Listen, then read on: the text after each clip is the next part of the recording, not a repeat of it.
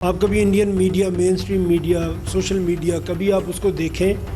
اس میں اسٹیٹس کا G D P discuss ہوتا ہے اور پروونشل گورنمنٹس کو یا اسٹیٹ گورنمنٹس کو بتانا پڑتا ہے کہ ان کا جی ڈی پی کیوں نہیں بڑھا اور کیوں جب وہ کمپیئر کر رہے ہیں دوسری اسٹیٹس کے ساتھ تو وہ پیچھے کیوں ہیں۔ یہ سوال وہاں پہ اس طرح سے ہوتے ہیں، ہماری طرح سے ہمارے تو آپ مین سٹریم میڈیا میں ٹاک شوز دیکھیں تو اس میں کوئی کام کی بات ہوتی نہیں ہے۔ 2014-15 میں سے ایک تلنگانہ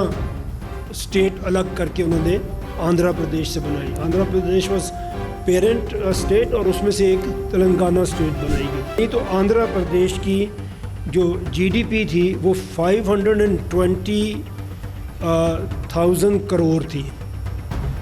اور جو علاقے تلنگانہ میں شامل ہوئے ان کی جو جی ڈی پی تھی وہ 505,000 کروڑ تھی۔ 10 سال میں آندھرا پردیش اس کی جی ڈی پی 2 گنا سے زیادہ بڑھ گئی اور وہ 1.641,000 کروڑ پہ چلی گئی، اور جو الگ سے تلنگانہ جو اسٹیٹ بنی تھی